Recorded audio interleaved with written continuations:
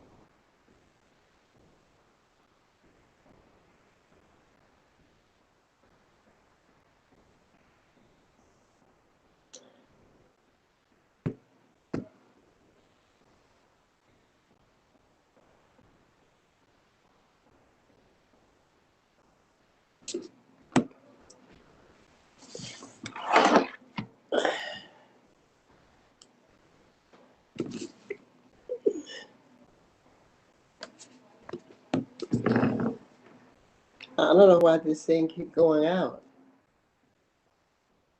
Yeah, I don't want anybody to see what I might be doing under this.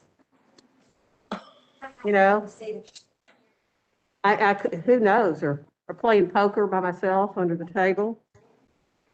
Okay. Oh, they showed us something, I guess.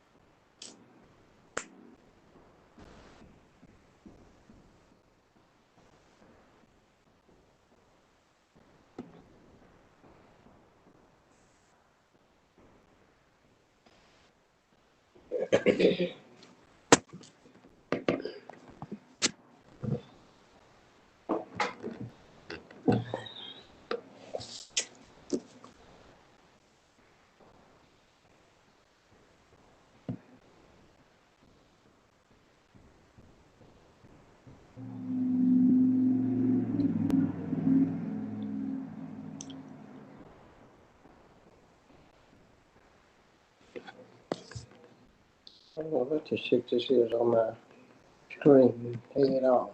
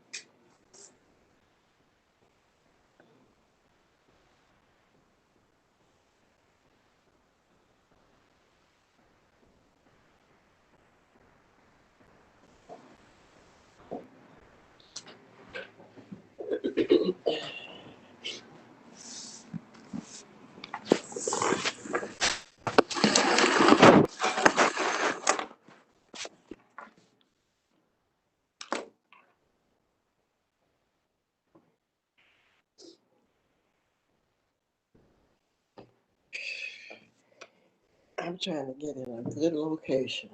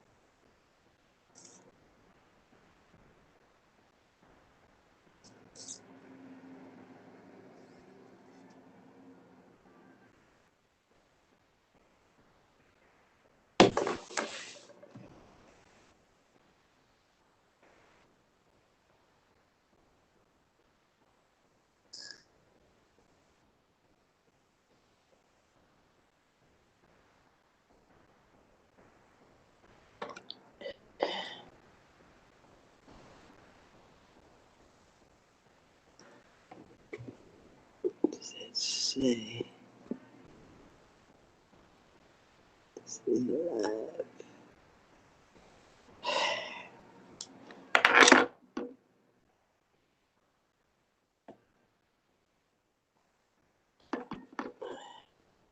Oh, yeah.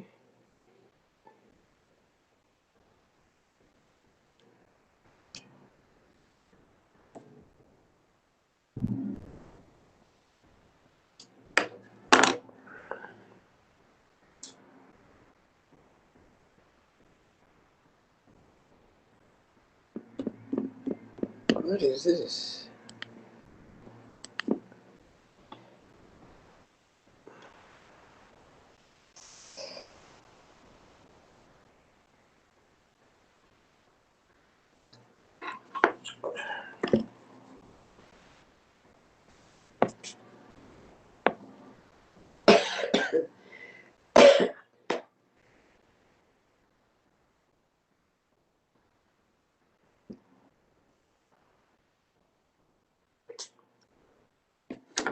This king.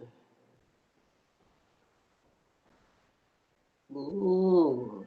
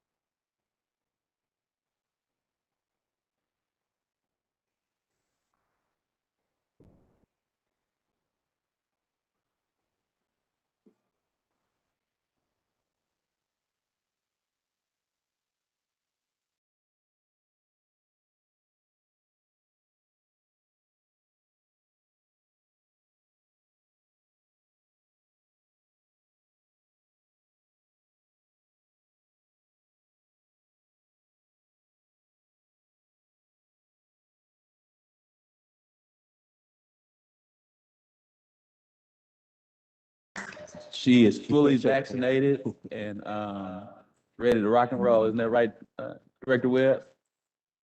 Yeah, Isn't that right? gonna be everybody's favorite. She says yes. All right. Madam Clerk, if you would, please call the roll. Director Hendricks, Director Richardson, Here. Director Webb, Here. Director Peck, Here. Director Wright, Here. Director Wyrick, Your dog is here. Director Compuris, Director Phillips, Here. Director Adcock. Present. Vice Mayor Hines, Present. Mayor Scott. Present. Director Ken Richardson, if you would, please give us the invocation. Please bow your heads. God, peace and blessing to all. We thank you for all the things that you bestowed upon us. We pray for the safety and security of our city personnel as well as all of our citizens, and especially those children who are marginalized and their youth and families who are marginalized. And these things we say, amen. Amen. Maybe y'all please stand for Pledge of Allegiance. Allegiance to the flag. To the republic for which it stands, one nation, under God, indivisible, with liberty and justice for all. You know?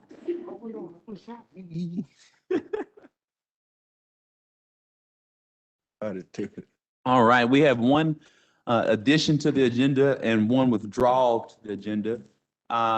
Is there a motion and a second to add M1 to the agenda? So move. Second. There's a motion from City Director Joan Adcock and a second from Vice Mayor Hines. All those in favor, please say aye. Aye.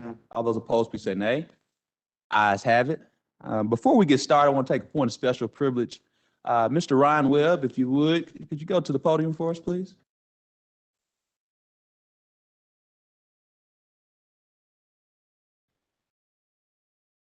Mr. Webb, I've been paying attention for the last few weeks that you have been paying attention to the City Board of Directors meeting. I understand that you're at the ripe age of 16 or 17. Is that correct? Yes, sir. So that makes you somewhere in around 10th or 11th grade. Which grade? 11th. And I believe you're at East End? No, sir, Quest Academy. Quest Academy, I'm sorry.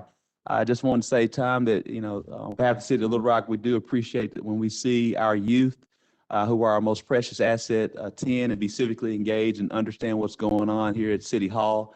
It makes me proud to see that you're here and you're paying attention, you're writing notes, you ask questions after the meetings.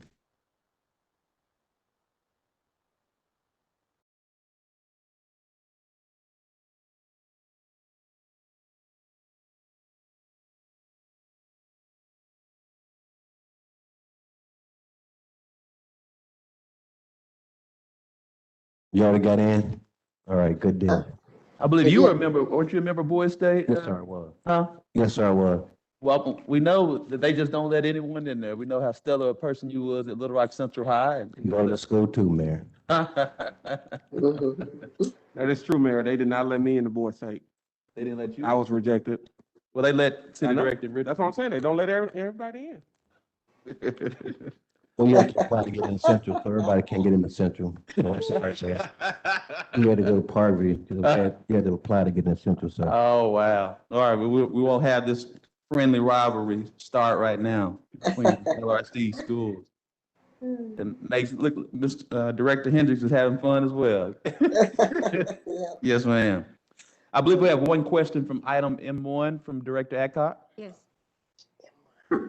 Mayor, we had a neighborhood cleanup at Goodwill Neighborhood last Saturday.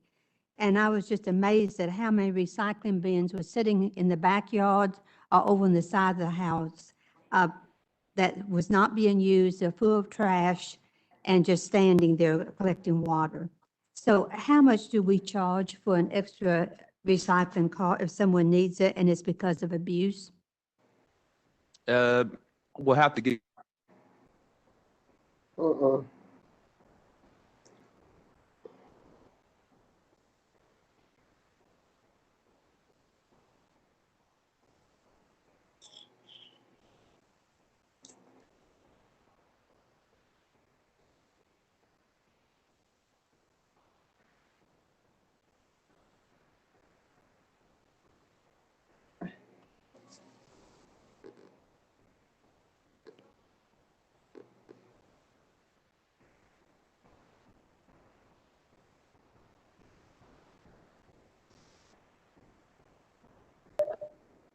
I've lost.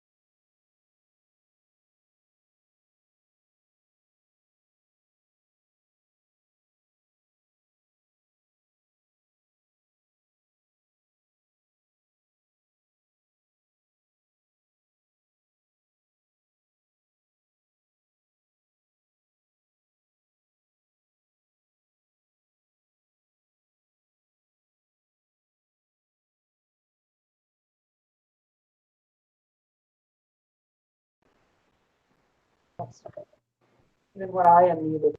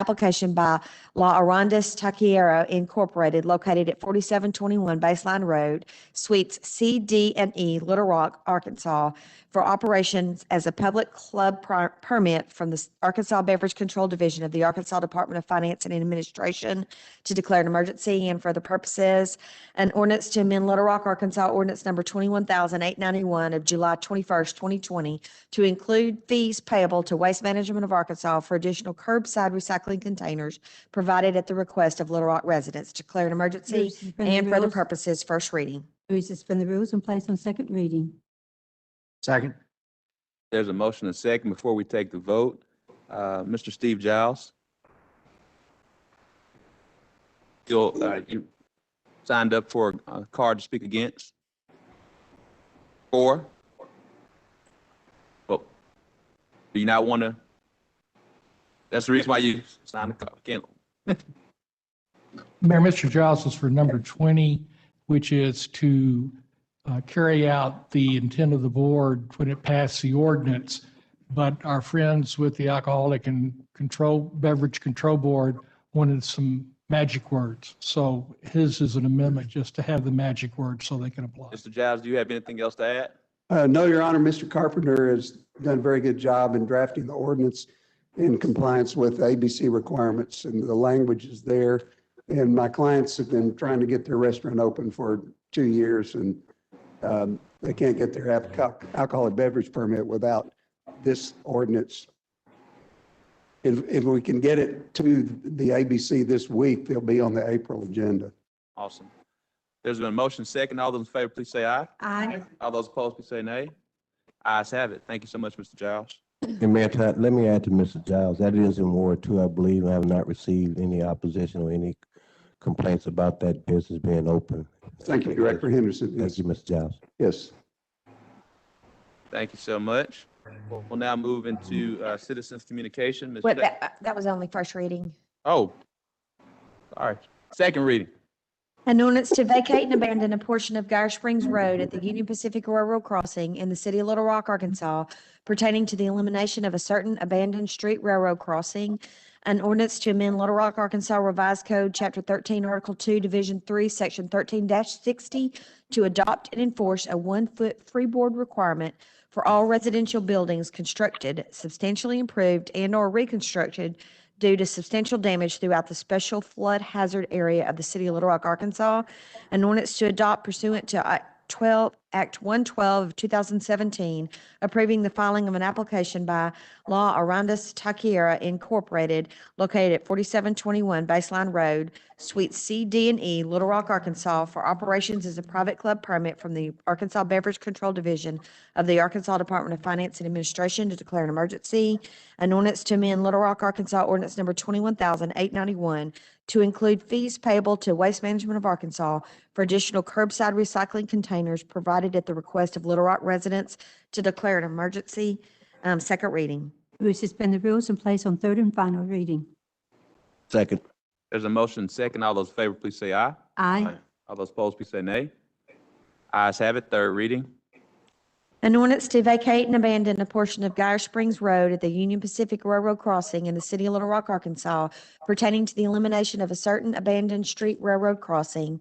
An ordinance to amend Little Rock, Arkansas Revised Code, Chapter 13, Article 2, Division 3, Section 13-60, to adopt and enforce a 1-foot freeboard requirement for all residential buildings constructed, substantially improved, and/or reconstructed due to substantial damage throughout the special flood hazard area of the city of Little Rock. An ordinance to adopt pursuant to Act 112 of 2017, approving the filing of an application by La Arandis Taquiera Incorporated, located at 4721 Baseline Road, Suite C, D, and E, Little Rock, Arkansas, for operations as a private club permit from the Arkansas Beverage Control Division of the Arkansas Department of Finance and Administration to declare an emergency. An ordinance to amend Little Rock, Arkansas ordinance number 21,891 to include fees payable to Waste Management of Arkansas for additional curbside recycling containers provided at request of Little Rock residents to declare an emergency. Third and final reading. We've now had 3 readings. All those in favor, please say aye. Aye. All those opposed, please say nay. Ayes have it. We'll now transition. Mayor, we have 2 emergency clauses, Thank you so much, Madam Clerk. 20 and M1. All those in favor of emergency clause for 20 and M1? Aye. Aye. Aye. All those opposed, please say nay. Ayes have it.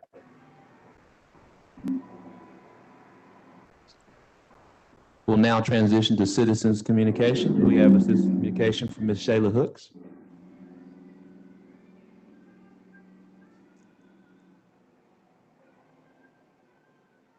Ms. Shayla Hooks. Ms. Shayla Hooks. Where is she? She does not seem to be in attendance. We will transition. Director Richardson, I believe you have a question. Yes, thank you, Mayor. I want to acknowledge Bruce, Kevin Howard and his staff with our rental assistance program that we put in place. And Mayor, since I got my Central High cap on, despite us not passing the resolution that I sponsored, we do have funding available for those who are most vulnerable with respect to this COVID virus. I want to thank and acknowledge Kevin and his staff for the wonderful work they've been doing. And to Bruce today, and Bruce, as a segue to a question I have of you, I want to thank you and HR for increasing the salaries for entry-level code enforcement officers. But at the current structure, unless there's been any changes since yesterday, new code officers can actually make more than senior code officers. They haven't made any changes. So it won't make those changes be advantageous for a senior code officer to resign and come back and be hired as a new code officer. I want to thank you guys for improving UNHR for approving entry-level pay for those new code officers, but it wouldn't made any changes.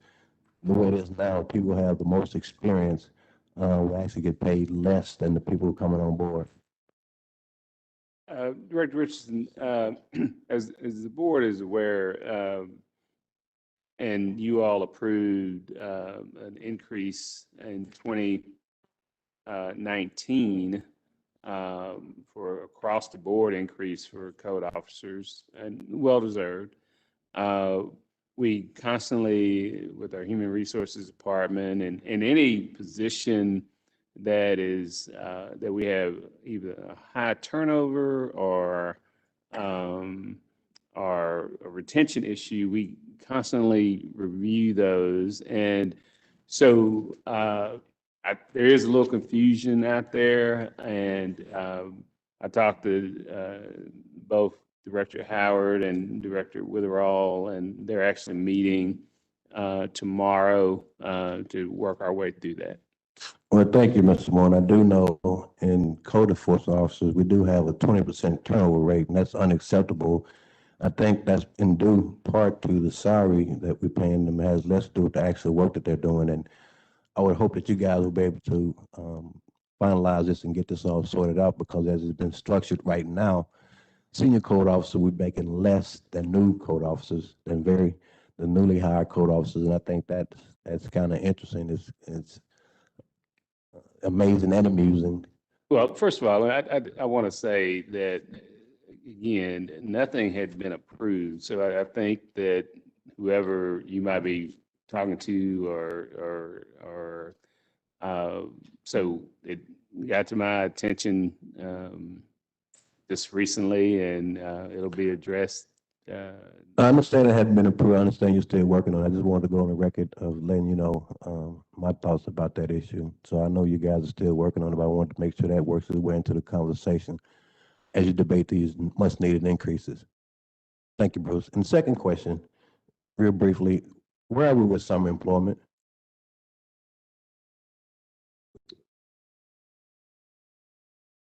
Director Richardson, as you know, and the board knows, a lot has changed recently, and we're working our way through that. I think that the thought of the fact that we would hire 600 people this summer is probably going to be a challenge, but I think we're looking at how we can have a scaled down version, just again from social distancing standpoints, from a lot of the kids at this point. You can start working with us at 16. So we're looking at all the data, looking at all the, obviously talking to Director Compuris often. So no final decisions, but hopefully we're working on how we have a transition to open up our community centers. So all of that is, and again, the governor just opened up a new pool of eligible people today. So I want to make sure.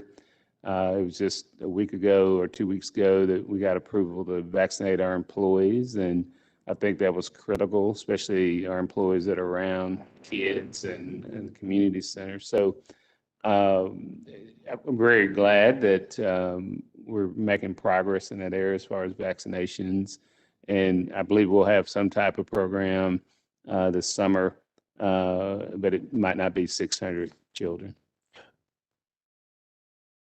So we're looking at half of that. I mean, I say that, I hear you saying that that's what we're gonna do. And I know last year we didn't have summer employment. So I think we've had a year to kind of figure out a way to navigate our way around those challenges. I know last summer, correct me if I'm wrong, summer employment was gonna be funded to the tune of $1 million. Is that correct? Correct. And that $1 million went into the general fund. Is that correct? Correct. Okay, so we are gonna be doing it. It just won't be the numbers we've had in past. I'm sorry, I didn't understand. If we are gonna have some employment, just won't have them at the numbers that we had in the past. But again, it's not because of the funding. I understand that. The funding wouldn't reduce for 2021. It's more about how can we have a safe environment for the people that we employ. I'm glad you made reference to that, because surely we have I think the knowledge base and creativity to figure out a way to once again navigate that minefield. I know, and Dean can probably remember this, that summer employment was a big piece of Operation Safe Summer. In fact, it was more important than the actual programming, and that funding from those employees or young people working in the summer, which kept them out of trouble, kept them off the streets, gave them something to be engaged in a positive, constructive manner. Funding for that came from the chamber via 50 for the Future, and some of it came from New Futures via the Education Foundation grant. So I hope that we do as much as we can to employ as many as we can this summer. I think it makes the chief's job a little easier. It makes all of our jobs a little easier, and I think it makes our city a lot safer to have these young people employed and engaged in activities that's going to help them learn how to become productive citizens in our community. Thank you for your answer, Bruce. Director Wright? Thank you, Mayor. Thank you, Director Richardson, for raising the issue of the code enforcement officer's salary. I raised this concern over a year ago when some of the officers told me that entry-level people were now making more than the experienced officers. And I thought we had looked into that, but if we hadn't, I'm glad we will, because that would be demoralizing for an experienced person to have people that he's supervising making more than him. So I really do appreciate the across-the-board analysis, Mr. Moore. Do you have any idea when this will get taken care of? And yeah, as I mentioned, there's a meeting tomorrow to kind of look at all that, but there was not a time at all, I want to be clear, that if you came to work for the city in an entry-level position, that you would make more automatically starting off than somebody that's been here a year or two. I mean, that just never was the case. And we have a large organization, and I know things get out there, and that just wasn't the case. But I believe what happened is that there was this thought process: if you move everybody up to a certain starting standpoint, then everybody else would increase at that level. So that's what is being reviewed. But I brought it to your attention because I asked for the at minimum 32.5 a couple of years ago, and that was what they were working toward. And then my understanding was everybody got a set amount to raise them up to that point, but I was told that did not happen. So So that would suggest that you all passed something in the budget and it didn't happen. It did. Everyone got across the board increase of $2,500. But they're saying that didn't bring them up to the minimum, to where the starting salary is now. So anyway, I'm just glad that it's being addressed, and I look forward to hearing from you when it's completely dealt with. And they were not considered as bonuses. They were factored into their salary. Is that correct? That is correct. Mayor, just one more point. I want to thank you for your leadership, and Bruce, you for your leadership. And our city chief is here. I want to thank you guys for the leadership you guys have been providing for our city, and I really, really appreciate the work that you do. Thank you, Director Richardson. Any more additional questions or comments? Move to adjourn. Second. There's a motion second. All those in favor, please say aye. Aye. All those opposed, please say nay. Ayes have it. Meeting adjourned. Director Computers? Could you help?